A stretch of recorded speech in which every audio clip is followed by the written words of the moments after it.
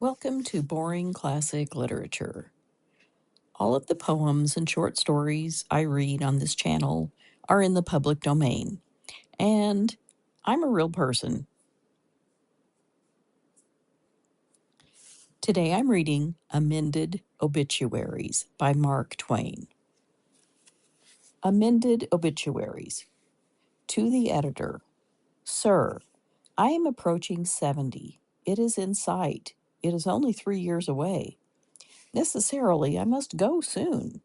It is but matter of course wisdom, then, that I should begin to set my worldly house in order now, so that it may be done calmly and with thoroughness, in place of waiting until the last day, when, as we have often seen, the attempt to set both house in order at the same time has been marred by the necessity for haste and by the confusion and waste of time arising from the inability of the notary and the ecclesiastic to work together harmoniously, taking turn about and giving each other friendly assistance, not perhaps in fielding, which could hardly be expected, but at least in the minor offices of keeping game and umpiring, by consequence of which conflict of interests and absence of harmonious action, a draw has frequently resulted where this ill fortune could not have happened if the houses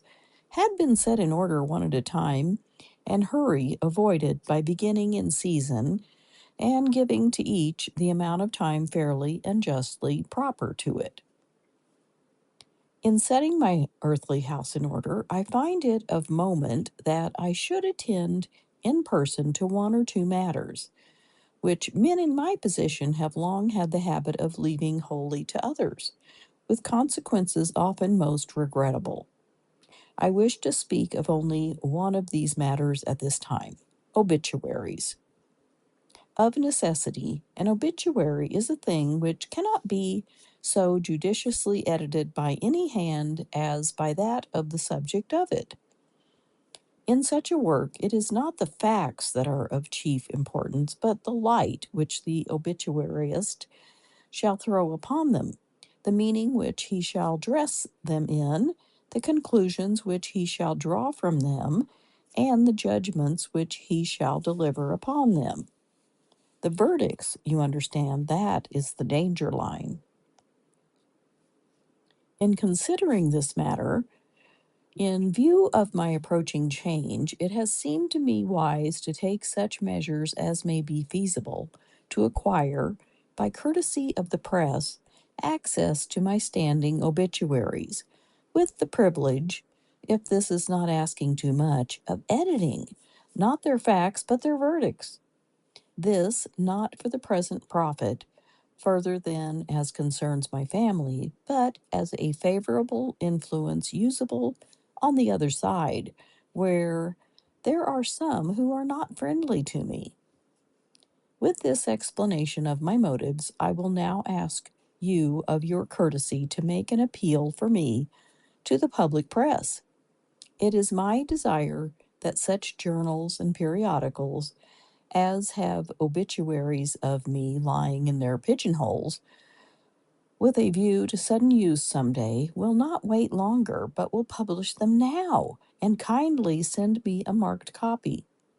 My address is simply New York City. I have no other that is permanent and not transient. I will correct them, not the facts, but the verdicts, striking out such clauses as could have a deleterious influence on the other side, and replacing them with clauses of a more judicious character. I should, of course, expect to pay double rates for both the omissions and the substitutions, and I should also expect to pay quadruple rates for all obituaries which proved to be rightly and wisely worded in the originals, thus requiring no emendentations at all. It is my desire to leave these amended obituaries neatly bound behind me as a perennial consolation and entertainment to my family, and as an heirloom which shall have a mournful but definite commercial value for my remote posterity. I beg, sir, that you will insert this advertisement, 1T-EOW, agate, inside, and send the bill to yours very respectfully, Mark Twain.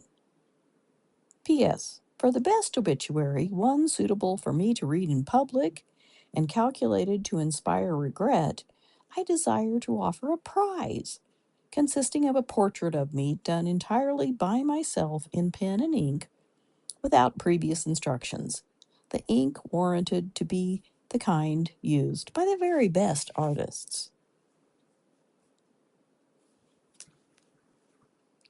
Thank you for listening to Amended Obituaries by Mark Twain.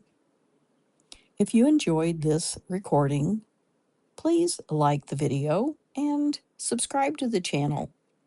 That really helps me out to bring more content like this to you.